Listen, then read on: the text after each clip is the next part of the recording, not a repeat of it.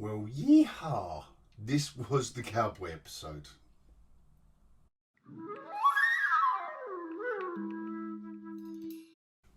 Bonjour. Alright, so this is the Wild West episode because they are in the middle of Montana, I think, this week. And I'm going to say another decent episode. The Native American couple at the beginning are absolutely awesome. If you haven't seen this episode, and this is spoiler heavy, this episode, so this review, so really you should go and watch it first. I thought were brilliant within the small scene they had, the one scene they had at the beginning of this show. And this is the difference between setting up something quirky at the beginning of an episode of something really serious, just giving a little bit of light before throwing all that shade to come.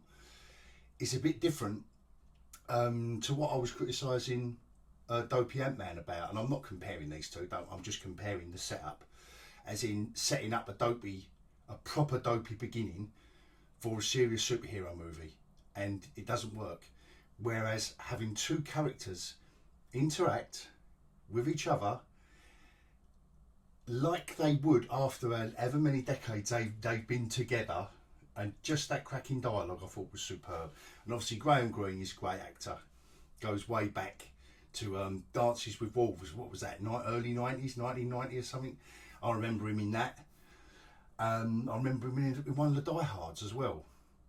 I think he's one of the other cops. He's one of the more acerbic of the cops I've had this memory of. And he was in, not for a long while, but he was in The Green Mile as well. So, yeah, so that was a nice little setup. That was almost like a nice little breather. One thing I did notice though, they've either had an epilogue that has gone back in time, you know, for part of the setup in this show, but they haven't very often done the story so far. And I can't help feeling that this week they've done a story so far to show a bit of action.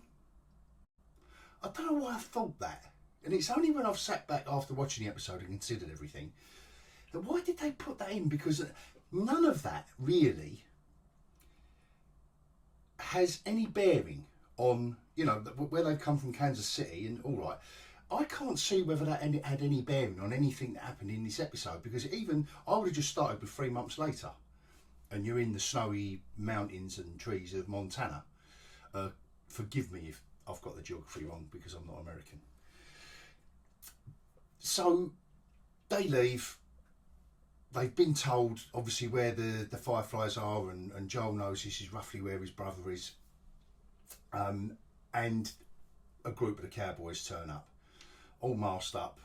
It was a tense moment with a dog having to sniff out any infected, which it does make sense that you'd all be wary of each other and that. And I did think that was a tense moment. They did stretch it out a bit. They're having fun with us. I must admit, they're having fun with us. But I'm on board. I'm on board. So I didn't mind this scene. Could you criticise it for being gratuitously stretched out, with the dog growling too much, and then, you know, the next thing we see, you know, the dog hasn't detected anything on Ellie, so it's all happy days and she's cuddling him and the dog's... Yes, you could accuse it of that, but I just thought it was nicely done for me, for a bit of tension. Then off we go, and we're introduced to this fortress, this cowboy fort, and it made sense. It made sense that we would, in that particular neck of the woods especially, would revert to the Wild West, and B, just for the security reasons, they would build a fort and it would be made of the wood. So yeah, but it did real harken back. The mood of the show I really enjoyed.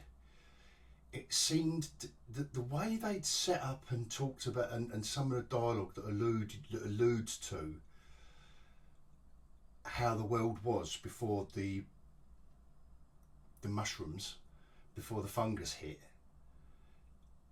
I thought had a real, they created a real nice kind of ghostly atmosphere, because they've set up this new environment, and it's all good and it's all, you know, hunky dory. But there's something there, and I think that was a really nice time to show the ghost of Joel's daughter, where he's contemplating. He's had a big bust up with Ellie. It's all getting too much for him, and you know, he sits there thinking about his daughter. And this episode is the episode where he has that moment. One thing I would say is I don't think they have effectively built up to the moment he has. I know time has elapsed from when we were introduced to Joel until now. There's months and months have elapsed. But I just don't feel as if there has been a kind of natural, unless, I suppose now I'm saying it out loud, unless he has been bottling it up. But I don't think even for that thing, we should still get, I believe, we should still get some indication that he's bottling all this up. He's bottling all this pent up anxiety and obviously grief as well for his daughter. I mean, he really hasn't had a chance to grieve, has he? So I know there's a lot going on, and it's a complicated character and it's a complicated relationship he's having with Ellie. But I've got to say, I'm really enjoying it. I'm really enjoying it. The reunion with his brother was powerful. Again, minimal dialogue. We know what went on. We haven't seen him since episode 1, but kind of the brother, you know, has been mentioned every single episode. You know, that has been a driving force for him. And one of the factors why he wanted to do the Ellie job in the first place was to get him out and get him to, you know, towards his brother. So all these factors come in, and I just thought that was a real nice moment. But obviously it wasn't the reunion he expected. In these cases, you know, now it's mirroring real life. You know, these reunions that you expect to be the best in the world, no, very seldom are. And the only thing I think was overdone, and when I kind of criticise this show, I'm kind of really nitpicking now. I'm finding myself, but I am holding it to a high standard, and it isn't letting me down.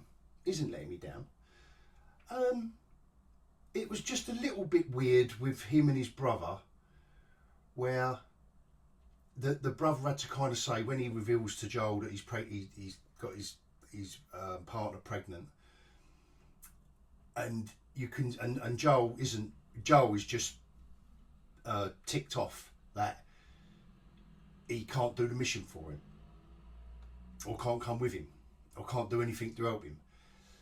And I immediately thought, wow, he hasn't even said, oh, congratulations or anything, like, to his brother. He hasn't even said, oh, I can understand why you don't want to come because you're going to be a new dad. I got it. But they just had to embellish it by having his brother say, having Tommy say, well, just because I'm getting back everything, you know, I'm getting it all and everything you lost. I think we got it. I think that may have been a bit too much on the nose. Like I say, didn't spoil anything for me, but I think maybe that was, I am nitpicking. Because everywhere else they do let either a bit of dialogue or the acting, whenever it's needed, they just let it go without any exposition. So yeah, that was a weird one. They don't often do that, like tell the audience how we should feel. And yeah, the scene with the ghost to the daughter. I mean, I did make a note initially when I was watching this episode about suddenly, you know, about his palpitations and all that. But we have kind of seen a physical consequence going on with Joel throughout it. So yeah, I suppose, you know, you could balance it out with that. I am really invested in these two. Really invested in them. I really do like the way these two actors are playing off each other. I am really enjoying it. And when they have that bust up and the things they say to each other, I was really, you know, 1 minute I'm going, oh, you know, when Ellie lands a zinger on Joel and then Joel lands one on her, and I think, oh no, but that just goes to show how much I'm I feel for both of them. Again, a nicely tense scene. They are very good at building up the tension, and they're all very professional at it, and I like it. I just like what they're doing. Even at the beginning with the River of Death, where they have to have like the Native American couple like say, "Oh, nothing west of the river is," but it ends up being Tommy and his group of people that kind of let that rumour, let that legend spread, because they don't want people around them, because they know what's going to happen. The raider is going to attract raiders and etc., etc., and the wrong ones. And they are quite brutal, they are quite ruthless, Tommy says, about dealing with people, because they've got something to protect here, and they fully understand all that. But it's nice when there's professional people crafting, like steering the audience towards when we got to feel tense, and you know, something unexpected happens. And at the end, when they go to university again, like the ghostly feel, and I know they've kind of set that up before with the empty towns, but just thought it was a nice little bit where he was where Joel's attitude comes into play, where Ellie's asking about universities. And you know, old Joel is still there. He hasn't softened that much. He's still got his opinions on things, and says, you know, no, I think a lot more people went to university to party and find themselves. You know, just that grizzly old sod kind of attitude. But again, it was nicely paced in order to set up the tension, so that when a few guys do turn up, it's all systems go. And a nice, again, when the violence does come, you know, they don't hold back with Joel, and you know, he's violent. You know, they're back. Joel and Ellie are back. The bed and the ending, how it ends. Oh my God! Now, if that's not a cliffhanger, that's not a cliffhanger. I don't know what. And again, nicely done. It's a look and a camera movement to show what has happened. Not Ellie pointing at it and saying, "Oh my God, you've got a knife handle sticking out of your gut." It was just a look and a look down, and the camera followed it, and I was sitting there like that thinking, oh my God.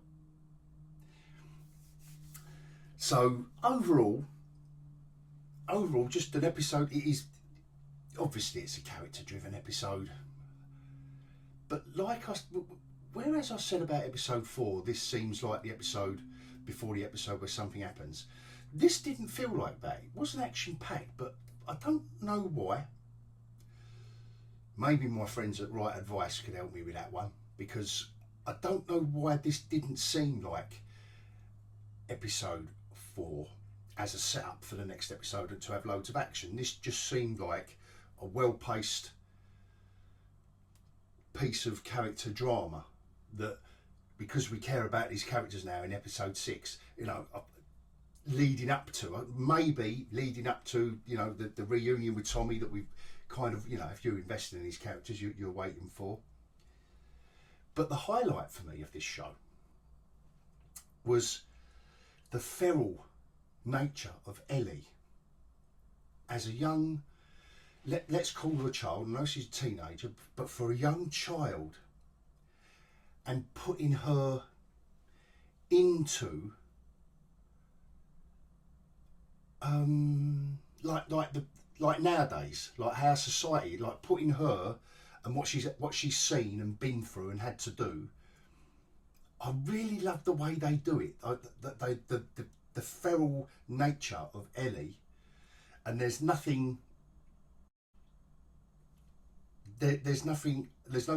social norms for her. She really is a fish out of water in a normal setting, and I really enjoyed it.